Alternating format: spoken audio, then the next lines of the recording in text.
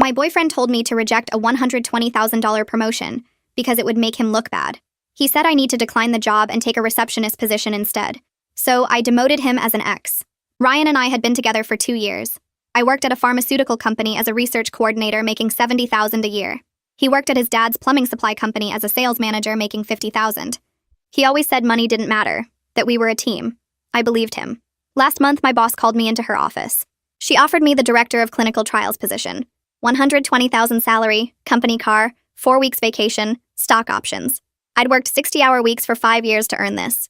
Stayed late reading protocols, took weekend certification courses, flew to conferences on my own dime to network. When I told Ryan that night, his face changed. Not happy, not proud, something else. He said we should think about it carefully. I asked what there was to think about. He said a promotion like that came with a lot of stress and longer hours, that I was already tired from my current job, that maybe I should focus on our relationship instead of my career. I thought he was concerned about me burning out, but then he started listing other problems. His mom wouldn't understand why I made more than him. His brother would make jokes at Sunday dinners. His friends would think he was less of a man. He actually used those words, less of a man. He said I should consider how my success would affect his reputation. I told him his reputation wasn't my responsibility. That's when he got mean. He said I was being selfish, that relationships required sacrifice, that his ex-girlfriend understood the importance of letting the man be the provider. He brought up his ex-girlfriend who worked part-time at a flower shop, the one he always said was boring and had no ambition. Suddenly, she was the ideal partner. For a week, he sulked. Wouldn't celebrate with me, wouldn't tell anyone about my promotion. When my parents called to congratulate me, he left the room. When my sister sent champagne, he said it was excessive. He started forwarding me articles about women who regretted prioritizing careers over family. Stories about successful women who ended up alone. Statistics about divorce rates when wives earned more.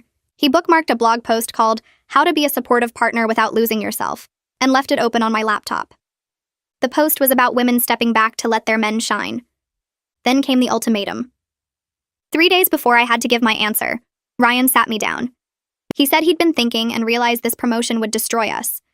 If I took it, he'd always feel inferior. His family would judge him. His coworkers would laugh behind his back. He needed me to decline. For us. For our future. He'd even called his dad's friend who owned a dental office. Got me an interview for a receptionist position. $35,000 a year but regular hours and no stress. Perfect for when we had kids. Kids we'd never discussed. I said absolutely not. He said I was choosing money over love. That I was materialistic and power-hungry. That no man would want a woman who needed to be the boss. That his mother warned him I was too ambitious. His mother who hadn't worked a day in her life and spent her husband's money on designer bags. I packed my things that night while he was at his buddy's house. Took everything that was mine, which turned out to be most of the apartment since I'd paid for the furniture, the TV, the kitchen appliances. Left him with his gaming chair and the mattress he'd brought from his mom's house. He came home to an empty apartment and called me screaming. Said I was vindictive and crazy. That I'd regret this when I was 40 and alone. That no one would want a woman who put career first. I hung up and blocked his number. But he wasn't done. My phone started ringing the next morning from a number I didn't recognize. I ignored it. Then another call came from a different number. And another. By the end of the day, I had 7 missed calls from 7 different numbers. The voicemails started coming in. The first one had Ryan crying, saying he was sorry and he just needed to talk to me. The second one called me selfish and said I was throwing away 2 years for money. The third one apologized again and begged me to call him back. The fourth one said I was being childish and immature. They kept alternating like that, back and forth between sorry and angry. Camilla called me that night to check in, and I told her about the voicemails. She said to save every single one of them and not delete anything. She said I might need proof later if things got worse. I didn't want to think about things getting worse, but I saved them anyway. Listening to his voice made my stomach hurt and twist up inside. 3 days after I moved out, I was unpacking boxes in my new apartment when the building phone rang. The security guard downstairs told me someone named Ryan was here to see me. My heart started beating fast. I asked how he even knew my address since I'd been careful not to tell him where I was moving. The guard said he didn't know, but should he send him up? I said absolutely not and that Ryan wasn't allowed on the property ever. The guard said he'd make a note of it and escort him out. I stood there shaking for like 10 minutes after I hung up. That same afternoon, my mom called me sounding upset. She said Ryan's mother had just called her crying about how I broke her son's heart. Ryan's mom told my mom I ruined his life by being too ambitious and caring more about my career than our relationship. She said Ryan was so sad he could barely get out of bed. My mom said she told her that Ryan broke his own relationship by trying to control my career and make me turn down a promotion I earned. Then my mom warned me that this might get worse before it got better. She said Ryan's family was clearly in denial about his behavior, and they might keep trying to make me the bad guy. I felt tired just thinking about dealing with his whole family on top of everything else. Monday morning came and I started my first day as director of clinical trials. I felt excited and exhausted at the same time from all the Ryan drama over the weekend. My new office was on the 4th floor with big windows that looked out over the city. I spent my lunch break just sitting in my chair and staring at the view. This was what I worked for. 60-hour weeks for 5 years, weekend classes, conferences I paid for myself. I earned this office and this job, and I felt proud sitting there. Around 2 o'clock, another director stopped by my office and knocked on the open door. He introduced himself as Duncan Steele and said he started about 3 months ago. He offered to give me advice about how to deal with company politics and who to watch out for. He was friendly but not weird about me being a woman in leadership, which felt really nice after dealing with Ryan's insecurity for so long. Duncan told me about the different department heads and which ones were helpful versus which ones just liked to create problems. We talked for maybe 20 minutes and then he headed back to his own office. The next morning, I checked my work email and found a message from an address I didn't recognize. The email said I stole money from Ryan and destroyed his property when I moved out. It said I was a thief and a liar and people should know what kind of person I really was. My hands were shaking as I read it. I forwarded it immediately to Lorelei Kerr in HR with a message explaining that Ryan was my ex-boyfriend who told me to turn down my promotion. I said he'd been calling me from different numbers and showed up at my apartment building. I wanted HR to know in case he tried to contact the company again. Lorelei called me within an hour and asked me to come to her office. She took the situation really seriously and started writing down everything I told her. She said the company had dealt with situations before where someone's personal life affected their work safety. She asked me detailed questions about when Ryan and I broke up and what he'd been doing since then. Then she asked if I felt safe and I realized I wasn't actually sure anymore. I told her I didn't think Ryan would hurt me physically, but I didn't know what else he might do. She made notes about everything and said she'd flag my name with building security so they'd know to watch for him. That weekend, Ryan posted on social media about gold diggers who leave their partners the second they get a little success. He didn't use my name, but he tagged a bunch of our mutual friends in the post. I didn't respond or react to it at all, but several friends started texting me asking what happened between us. Some of them seemed genuinely concerned and others seemed like they just wanted gossip. I didn't reply to most of them because I was too tired to explain the whole story over and over. Sunday afternoon, I met up with Camilla at a coffee shop near my apartment. I told her everything about the calls from different numbers, Ryan showing up at my building, his mom calling my mom, and now the fake email to my work. Camilla got really mad on my behalf. She said Ryan was escalating his behavior and I needed to document everything carefully. She insisted I should think about getting a lawyer or filing some kind of legal complaint before this got any worse. I felt overwhelmed by the idea of lawyers and legal action. I just wanted him to leave me alone, so I could focus on my new job. Monday morning arrived and I had my first staff meeting with my new team. 12 research coordinators now reported directly to me. I stood at the front of the conference room going over our current trials and upcoming deadlines. It felt weird and kind of unreal to be the one leading the meeting instead of sitting in the audience. About halfway through, I caught myself wondering if Ryan was right that I couldn't handle the pressure of this position. Then I shut that thought down hard and kept talking about protocol timelines. These people were counting on me to lead them, and I wasn't going to let Ryan's voice in my head make me doubt myself. After the meeting, 3 of the coordinators stayed behind to ask questions about their specific projects. I answered each one and felt my confidence coming back with every response. I knew this work inside and out. I earned this promotion through actual skill and hard work, not luck or connections. Ryan's opinion about what I could or couldn't handle didn't matter anymore. He wasn't my problem to manage or my ego to protect. I had a whole team depending on me now and real responsibilities that mattered way more than his hurt feelings about making less money than me.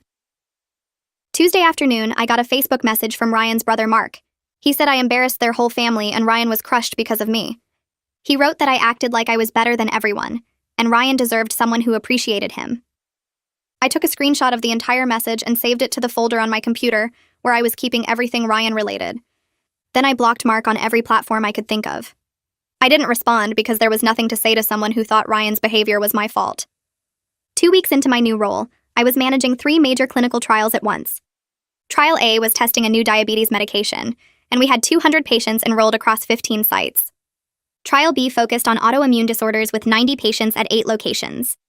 Trial C was our biggest project, a cardiovascular study with 350 patients at 20 sites nationwide.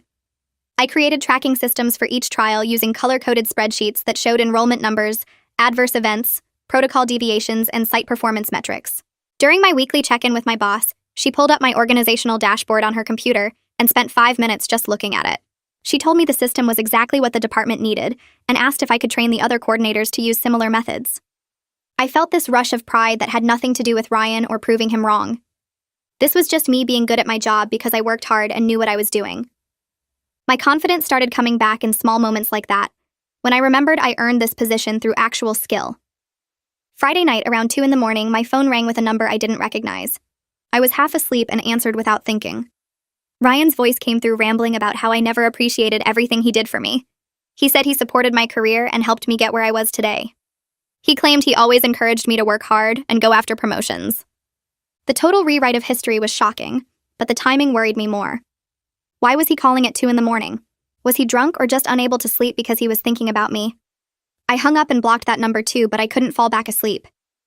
The next week, I went to the phone store and changed my number completely. I only gave the new number to my parents, my sister, and Camilla. For 3 days, my phone stayed quiet, and it felt like relief. No unknown numbers calling, no voicemails from Ryan, no messages from his family members. I started to think maybe he was finally done. Thursday morning, Lorelai from HR called my desk phone and asked me to come to her office. Her voice sounded serious and professional in a way that made my stomach hurt. When I got there, she closed the door behind me and said someone had contacted the company's general information line. They claimed I was involved in research fraud and patient endangerment. They said I falsified data in clinical trials and put people's lives at risk. The accusations were completely made up, but Lorelai explained that HR had to investigate any ethics complaints about employees. She needed me to know this was happening and that it was being taken seriously. I felt my face get hot and my hands started shaking. I told Lorelai this was Ryan, my ex-boyfriend who tried to make me turn down my promotion. She nodded and said she remembered our previous conversation about him. An hour later, I was sitting in the HR conference room across from Lorelai while she asked me questions from a form. Did I have access to trial data? Yes. Did I ever modify data without proper authorization? No. Had I ever compromised patient safety? Absolutely not. She clearly didn't believe the accusations, but she had to write down my answers and document everything. I could see in her face that she was just doing her job, and this was all procedure. I explained about Ryan's harassment campaign and how it had been getting worse. I opened my phone and showed her screenshots of messages from him and his brother. I pulled up my documentation folder and printed copies of everything with dates and times. Lorelai took notes on all of it and added the papers to a file with my name on it. My boss got called into a meeting with HR that afternoon.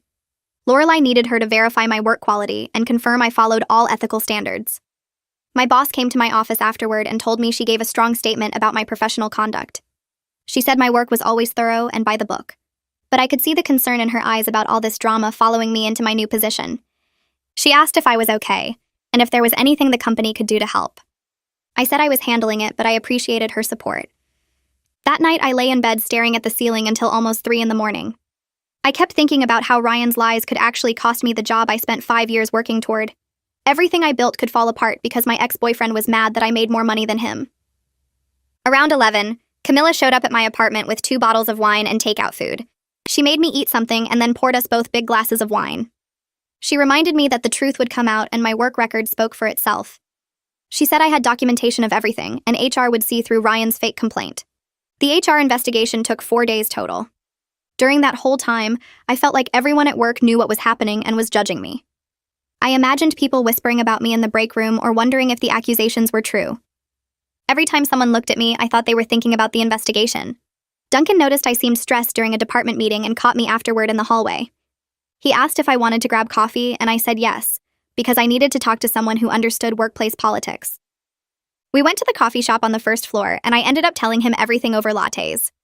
I explained about Ryan opposing my promotion, the breakup, the harassment, and now the fake ethics complaint. Duncan listened without interrupting, and when I finished, he told me his ex-wife tried to sabotage his career during their divorce. She contacted his former employer claiming he stole proprietary information and violated his employment contract. None of it was true, but he had to go through a whole investigation that lasted 3 weeks. He said he survived it and rebuilt his reputation. He warned me that people like Ryan count on their targets being too embarrassed to fight back. They think if they make enough noise and cause enough trouble, you'll just give up and go away. He told me the best thing I could do was document everything, cooperate fully with HR, and keep doing excellent work. The next morning, Lorelai called me into her office with a closed folder in her hands. She sat down across from me and opened it, showing me the investigation summary she'd typed up. The complaint was officially determined to be malicious and unfounded with no basis in fact. She'd noted the timing correlation with my recent breakup and Ryan's documented harassment pattern. She closed the folder and looked at me directly. She suggested I might want to consult an attorney about Ryan's behavior because this pattern of workplace interference combined with the other contact was concerning. I thanked her for handling everything professionally and walked back to my office feeling both relieved and worried. The investigation was over, but Ryan clearly wasn't stopping. I called Camilla during my lunch break and told her what Lorelai said about getting an attorney. She immediately started searching on her phone for harassment lawyers in our area. She found Courtney Mahoney, who specialized in stalking and harassment cases with strong reviews from other women who dealt with ex-partners. The consultation fee was $200 and the retainer was $3,000 if I decided to hire her. I felt my stomach drop at the cost, but Camilla cut me off before I could say anything. She told me she'd lend me the money if I needed it because my safety was worth way more than $3,000. I made the appointment for Thursday afternoon and tried to focus on work for the rest of the day. Thursday came and I drove to Courtney's office in a building downtown near the courthouse. Her office was small but professional, with law books lining the walls and case files stacked on her desk. She was probably in her late 40s with short gray hair and a no-nonsense way of talking that made me feel like she'd seen this situation 100 times before. I handed her the folder I'd been keeping with all my documentation. Screenshots of messages, the fake email to my work, timeline of events, notes from conversations. She spent 20 minutes reading through everything while I sat there picking at my fingernail. When she finally looked up, she told me I had solid grounds for a restraining order based on the pattern of contact, workplace interference, and escalating behavior. She explained the process and how long it would take. Then she warned me that filing might make Ryan angrier before it made things better. Some people see a restraining order as a challenge or proof that they're losing control. I asked if that meant I shouldn't do it, and she said no. It meant I should be prepared and document any violations immediately. I spent that weekend sitting in my apartment thinking about whether to move forward with legal action. Part of me wanted to just ignore Ryan and hope he'd get bored and stop. But another part knew that hoping wasn't a strategy, and he'd already proven he wouldn't stop on his own. Saturday night, my sister called to check on me. I told her about meeting with Courtney and my hesitation about making this more public and official. My sister got quiet for a second, then told me that staying silent never makes bullies stop. They just keep pushing until someone pushes back. She reminded me that Ryan was already making it public by contacting my workplace and posting on social media. I was just making it official in a way that would actually protect me. After we hung up, I knew she was right. I texted Courtney that I wanted to move forward with the restraining order. Monday morning, I woke up to a notification on my phone. Someone had tagged me in a LinkedIn post. I opened the app and felt my whole body go cold. Ryan had created a fake profile using the name Daniel Webb and claiming to be a former colleague from a research position I'd held 4 years ago. The profile looked real with a professional photo he must have pulled from somewhere and a detailed work history. Daniel Webb had posted a review of me saying I was unethical and difficult to work with, that I cut corners on research protocols and created hostile work environments. The profile included specific details about projects I'd worked on that only Ryan would know because I'd told him about them. Details about a disagreement I'd had with a former supervisor and a trial that got delayed due to enrollment issues. He'd twisted everything to make me sound incompetent and dangerous. My hands were shaking as I screenshot everything. The profile, the post, the details he'd included. I reported the fake profile to LinkedIn immediately with a detailed explanation and all my screenshots. Then I forwarded everything to Courtney with a message explaining what I'd found. She responded within an hour saying this strengthened our case significantly. It showed deliberate professional sabotage and proved Ryan was actively trying to damage my career and reputation. She asked me to document any responses or shares the post got before LinkedIn took it down. I spent my lunch break doing exactly that, feeling sick to my stomach the whole time. By end of day, LinkedIn had removed the profile and the post, but I had everything saved in multiple places. Wednesday afternoon, my phone buzzed with a text from a number I didn't recognize. I almost deleted it thinking it was spam, but something made me open it.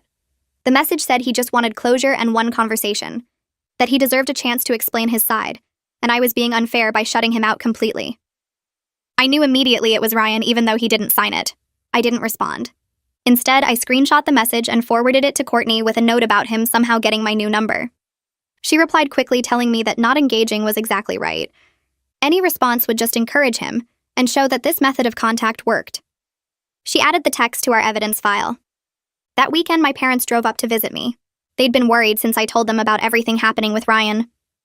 We went to dinner at an Italian place near my apartment, and my dad finally said what he'd apparently been thinking for months. He never liked Ryan and always thought Ryan was intimidated by me. My mom nodded and admitted she'd worried I was making myself smaller to make Ryan comfortable. She said she noticed I stopped talking about work accomplishments around him and changed the subject when anyone asked about my job. I felt embarrassed that they'd seen it when I hadn't fully recognized it myself. My dad reached across the table and squeezed my hand. He told me he was proud of me for choosing myself and my career, that any man worth having would celebrate my success instead of resenting it. Monday at work, I was managing a major trial enrollment deadline that required coordinating between 3 different research sites. We needed to hit our enrollment target by Friday, or risk losing funding for the next phase. I spent the week in back-to-back meetings, reviewing protocols, troubleshooting site issues, and keeping my team motivated. The pressure was intense, but it felt good. Purposeful. Like I was doing exactly what I was supposed to be doing. Nothing like Ryan's claim that I couldn't handle the stress, or that the job would be too much for me. By Thursday afternoon, we'd exceeded our enrollment goal, and my boss sent an email to the executive team highlighting our success. I sat at my desk feeling genuinely proud and thinking about how different my life would be right now if I'd listened to Ryan and taken that receptionist job. Friday morning, Courtney called to tell me she was filing the restraining order petition that afternoon. She'd compiled 2 months of documented harassment into a legal petition with exhibits showing the pattern of behavior.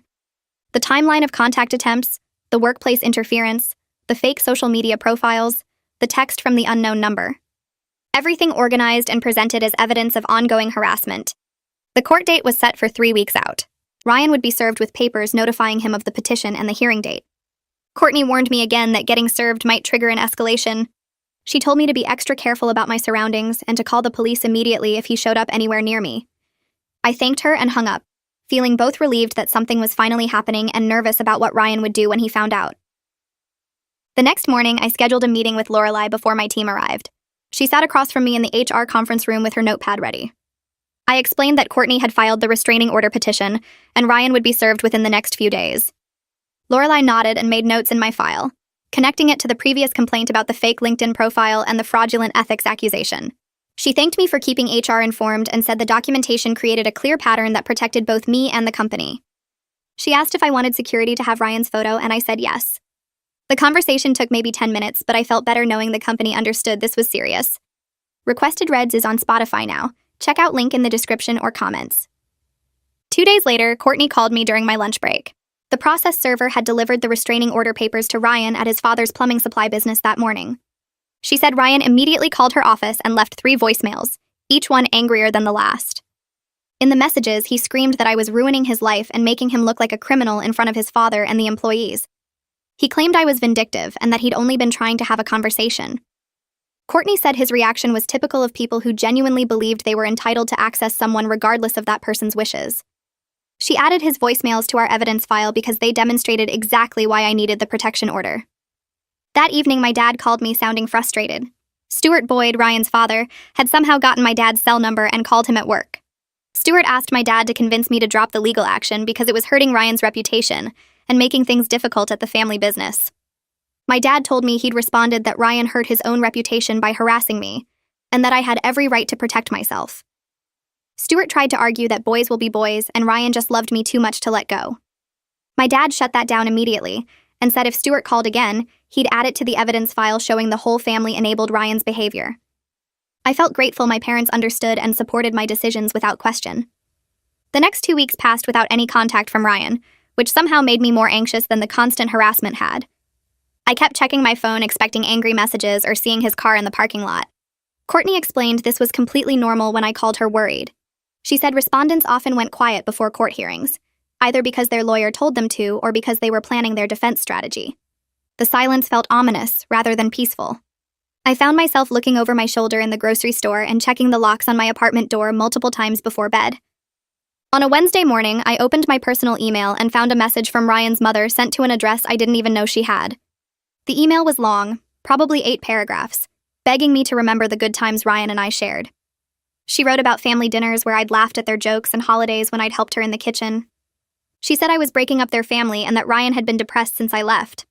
She claimed he barely ate anymore and spent all his time in his childhood bedroom. The email painted me as cruel and heartless for pursuing legal action when Ryan just needed closure and a chance to apologize properly. She ended by saying she'd always thought of me as a daughter and couldn't understand how I'd become so cold. I felt sick reading it but didn't respond. Instead, I forwarded the entire email to Courtney with a note explaining I'd never given his mother this email address. Courtney replied within an hour saying she was adding it to our evidence file. She wrote that his family enabling his behavior and contacting me on his behalf was part of why Ryan thought his actions were acceptable. She said people who grow up with parents who make excuses for them never learn that their choices have consequences.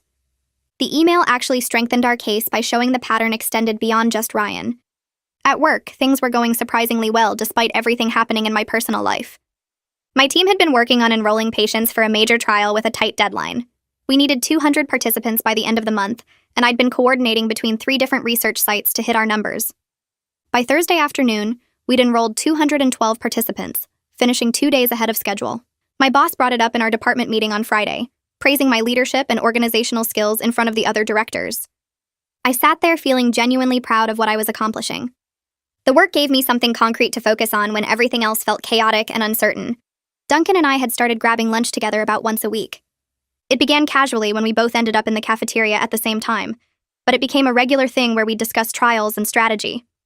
He treated me like a competent colleague, never asking invasive questions about Ryan or making the situation weird. We talked about enrollment challenges and protocol issues and department politics. Having a work friendship that was just about work felt refreshing. Duncan never acted like I was fragile or needed special handling because of the restraining order situation. 3 days before the court hearing, Camilla texted me a screenshot from Instagram. Ryan had created a new account using a variation of his old username. He'd posted a series of photos from our relationship with long captions about how I'd used him and thrown him away when I got my promotion. One photo showed us at his brother's wedding with a caption about how I'd pretended to love his family. Another was from a vacation we'd taken with text about how I'd let him pay for everything, and then abandoned him. The posts were public and already had comments from people I didn't know. I felt exposed in a way the private harassment hadn't made me feel. This was out there for anyone to see, painting me as a villain to strangers. I spent an hour documenting everything. Screenshots of each post, the account details, the timestamps, the comments. I saved it all to my evidence folder and emailed copies to Courtney. Then I made my Instagram account private and blocked the new profile. But the damage felt done. These photos and lies were out there in public where my coworkers and friends could see them. Monday morning, my boss called me into her office before our weekly check-in was scheduled. She closed the door and asked me directly if I was safe. Several employees followed me on social media and had seen Ryan's Instagram posts over the weekend. She'd looked at them herself after someone mentioned it to her. She wanted to know if the company needed to increase security measures or if there was anything else they could do to help. I appreciated her directness instead of dancing around the situation. I explained about the restraining order hearing scheduled for Thursday and assured her that security already had Ryan's photo. She told me to let her know immediately if anything escalated and that my safety was more important than any work deadline. The conversation lasted maybe 15 minutes, but knowing my boss and the company were taking this seriously made me feel less alone in dealing with it. She asked if I wanted to talk through what would happen at the hearing so I'd feel prepared. I explained that Courtney had walked me through the process, but hearing it from someone who'd been through something similar actually helped more than the legal explanation. My boss told me about an ex-boyfriend who showed up at her old workplace 15 years ago, how scared she felt walking to her car every day, how the company back then did nothing to help. She said she made sure when she became a director that her employees would never feel that unsafe. The conversation lasted maybe 20 minutes, but I left her office feeling like someone actually understood how exhausting it was to do good work while constantly looking over your shoulder. That afternoon, facilities management called my extension about reassigning my parking spot. They moved me from the back lot to a space right next to the main entrance, one of the spots usually reserved for executives. Security got an updated photo of Ryan and instructions to call the police immediately if he showed up on company property. I sat in my new parking spot after work that day and felt this wave of anger wash over me. The fact that any of this was necessary, that my company had to treat my ex-boyfriend like a legitimate threat, that I couldn't just park in the regular lot like a normal person. I was mad at Ryan all over again for making my life this complicated, for forcing everyone around me to accommodate his inability to handle rejection like an adult. Thursday morning arrived faster than I wanted. Camilla picked me up at 8 because I didn't trust myself to drive to the courthouse without my hands shaking the whole way. She brought coffee and breakfast sandwiches and didn't try to make small talk when I clearly wasn't in the mood. Courtney met us outside the courtroom at 9:30. She looked professional and calm, which helped settle some of my nerves. She reminded me to stay quiet unless the judge asked me a direct question, to let her handle the legal arguments, to keep my face neutral no matter what Ryan said. We walked into the courtroom and Ryan was already there with his father. No lawyer, No legal representation, just the two of them sitting on the opposite side looking like they thought this was all some big misunderstanding. Ryan wore a button-down shirt and khakis like he was going to a job interview. His dad kept whispering to him and patting his shoulder. The judge called the case and asked both sides to present their positions. Courtney went first, laying out the timeline of harassment with specific dates and examples.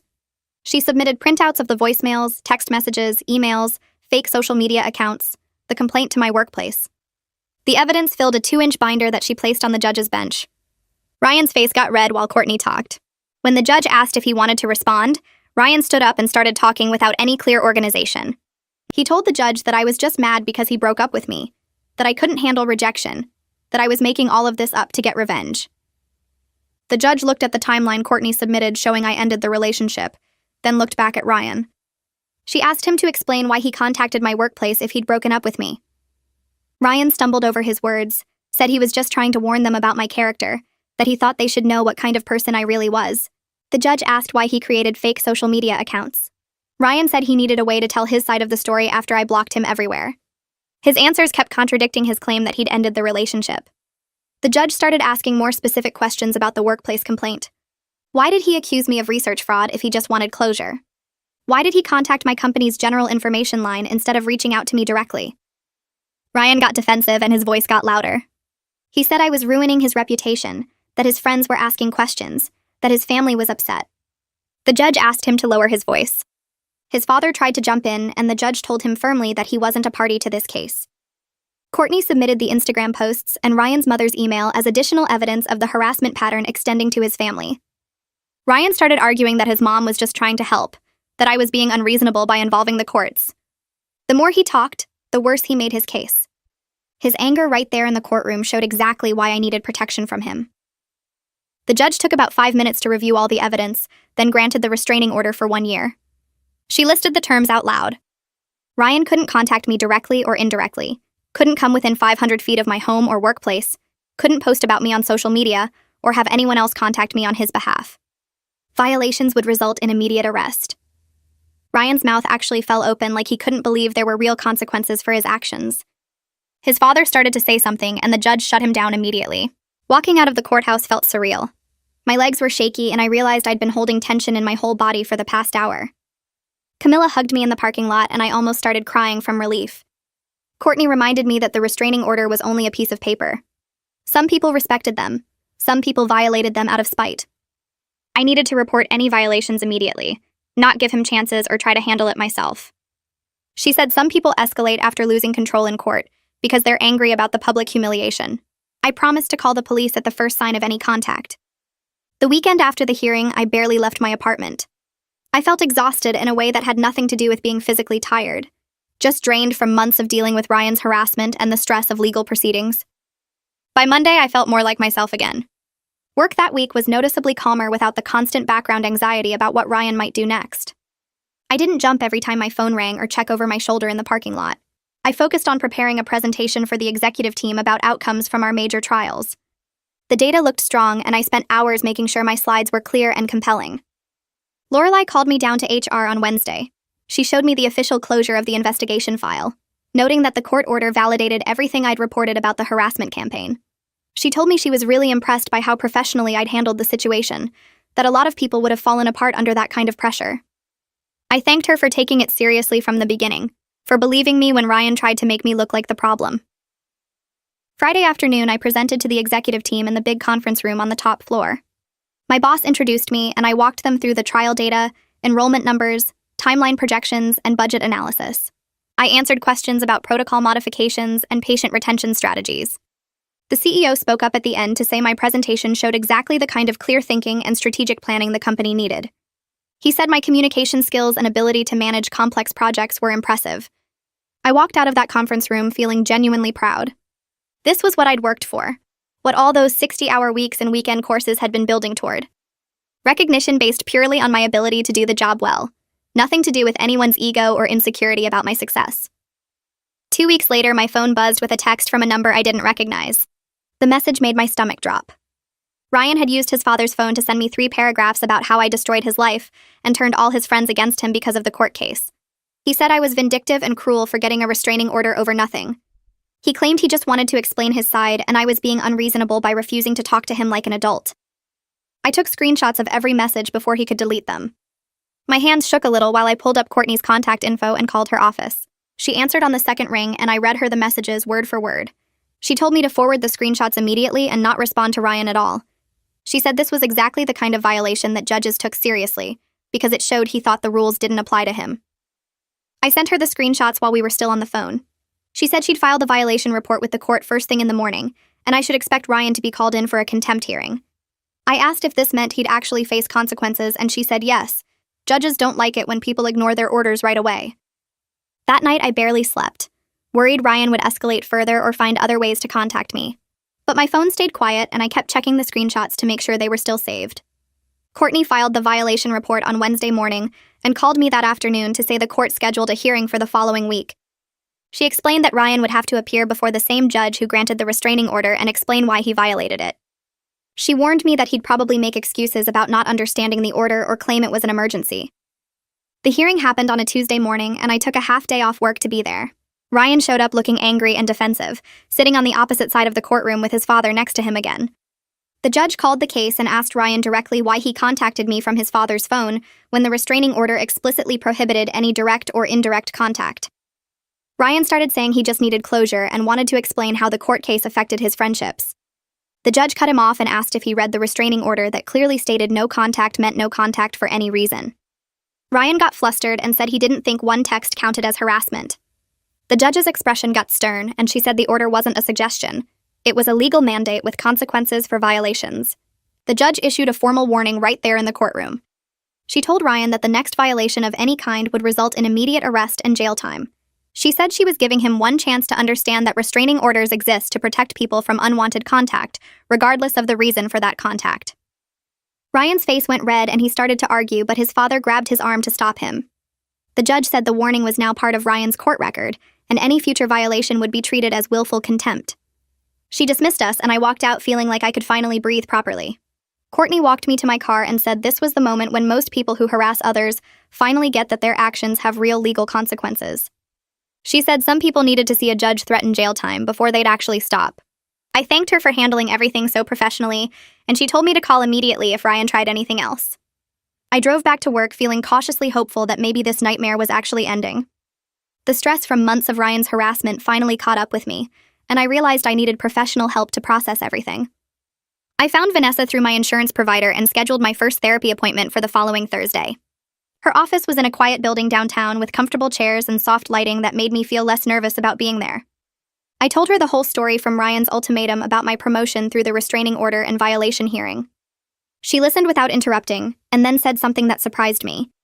She told me Ryan's behavior was emotionally abusive long before the harassment campaign started. I'd been so focused on the stalking and workplace interference that I hadn't really thought about how he treated me during our relationship. Vanessa pointed out that demanding I turn down my promotion was controlling behavior designed to keep me dependent and small. She said the articles he sent me and the pressure about his family's opinions were manipulation tactics to make me doubt myself. Over the next several sessions, we worked through how I'd minimized my own achievements during the relationship to avoid triggering Ryan's insecurity. I told Vanessa about staying quiet when his family made comments about my job, or how I'd downplay my successes when his friends asked about work. She asked me why I felt responsible for managing Ryan's emotions about my career. I said I thought I was being supportive and considerate of his feelings. Vanessa shook her head and explained that I was sacrificing my own joy and pride to protect his ego. She said healthy partners celebrate each other's success, instead of requiring the other person to dim their light. I started crying in her office because I realized how much energy I'd spent trying to make Ryan comfortable with my achievements, instead of just being proud of myself. She handed me tissues and told me that recognizing these patterns was the first step toward building healthier relationships in the future. 3 months after the restraining order hearing, I was genuinely thriving at work. I managed 5 major clinical trials simultaneously, and my team respected my leadership without me having to prove myself constantly. I'd stopped second-guessing every decision and learned to trust my expertise and judgment. The trials were progressing smoothly with strong enrollment numbers and good patient retention rates. My boss complimented my organizational systems during our monthly check-in and said the executive team was impressed with my performance. I realized I wasn't walking on eggshells anymore or worrying about what Ryan might do next. The constant background anxiety that had been with me for months finally lifted, and I could focus completely on my work. My team started coming to me with ideas and suggestions instead of just problems, which showed they trusted my leadership style. I took my full lunch breaks without checking my phone every 5 minutes and actually enjoyed the downtown coffee shop near our building. Duncan stopped by my office one afternoon and mentioned he'd heard through industry contacts that Ryan's father's business lost a major contract with a regional hospital system. He said Ryan had apparently been complaining to people that it was somehow my fault for making his family look bad. I felt absolutely nothing except relief that Ryan and his problems weren't mine anymore. Duncan asked if I was okay, and I told him honestly that I didn't care what happened to Ryan or his father's business. He nodded and said that was probably the healthiest response. We grabbed coffee and talked about the new trial protocols coming through our department instead. I appreciated that Duncan never made my past drama into gossip or treated me differently because of what happened. He just stayed professional and friendly without prying into my personal life beyond making sure I was safe. My sister drove up for a weekend visit in early fall and told me within an hour of arriving that I seemed like myself again. She said I looked lighter and more confident than I had in years. We went shopping and out to dinner at a nice Italian restaurant downtown that I could easily afford with my new salary. She ordered expensive wine and I didn't even flinch at the price because I was making good money and could treat myself. Over dinner, she said she'd been worried about me during the relationship with Ryan because I seemed smaller somehow, less vibrant. I asked what she meant, and she explained that I used to talk about work with excitement and pride, but during those 2 years with Ryan, I'd started apologizing for my success, or changing the subject quickly. She said she was glad I left him when I did, because she could see where that relationship was heading. We laughed and clinked our wine glasses, and I felt grateful to have family who supported my choices. 8 months into my director role, the company promoted me to Senior Director of Clinical Trials. My boss called me into her office on a Friday afternoon and told me the executive team wanted to recognize my successful trial outcomes and team leadership with increased responsibility. The promotion came with another salary bump and oversight of additional trial programs across multiple therapeutic areas. I'd be managing a larger team and working directly with the chief medical officer on strategic planning. I accepted immediately without any hesitation or self-doubt. That night, I called my parents to tell them, and my dad said he was proud of how I'd handled everything with Ryan and built my career despite the obstacles. My mom reminded me that the right opportunities come when you're ready for them, and I was clearly ready for this next step. I ran into one of Ryan's friends at a coffee shop the following week while I was grabbing my morning latte before work. He approached me carefully and asked if he could talk to me for a minute. I tensed up but agreed to hear what he had to say.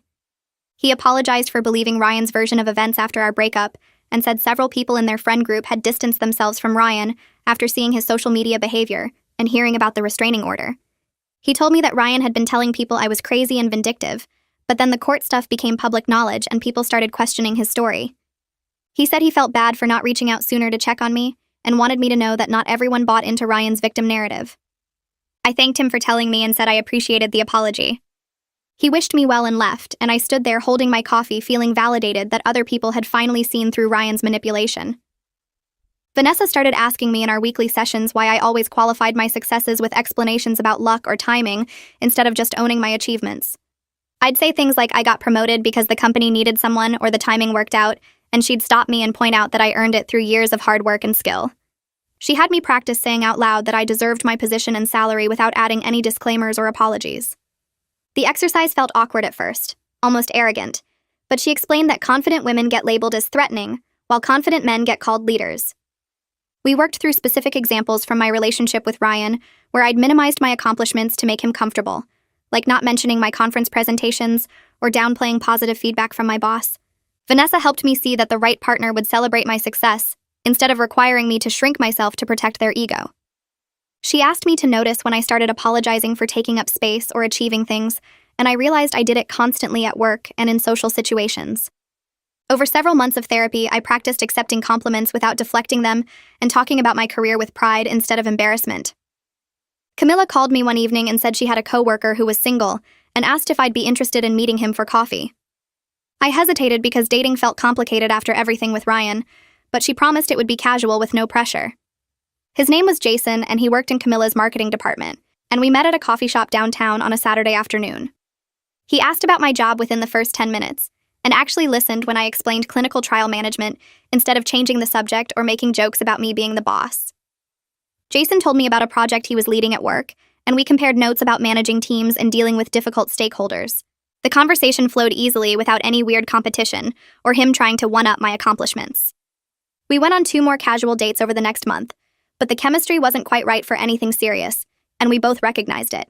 Still, the experience showed me that some men genuinely wanted a partner with ambition, instead of feeling threatened by it. A year after I packed my things and left Ryan's apartment, I was sitting in my office reviewing quarterly reports for the 5 major trials my expanded team was managing. My team had grown to 20 research coordinators and associates, all reporting to me, and we'd successfully enrolled over 3,000 patients across multiple therapeutic areas. The senior director title came with a salary I never imagined making at 32, plus the stock options that were actually worth something now. I'd been on 3 more casual dates in recent months, none turning serious but all enjoyable experiences with people who respected my career. My calendar showed dinner plans with Camilla tomorrow and brunch with my sister next weekend, the kind of regular friendship investment I'd neglected during my relationship with Ryan. I looked at my team's success metrics and felt genuinely proud without any voice in my head telling me to be humble or apologize for doing well. Choosing myself over Ryan's insecurity wasn't selfish like he claimed. It was necessary for building the life I actually wanted, instead of shrinking into the small space he'd tried to confine me to. Well, that's the epic conclusion of pure mediocrity. If you're still watching, you've got commitment issues, and I respect that. Subscribe and let's make this bad habit official.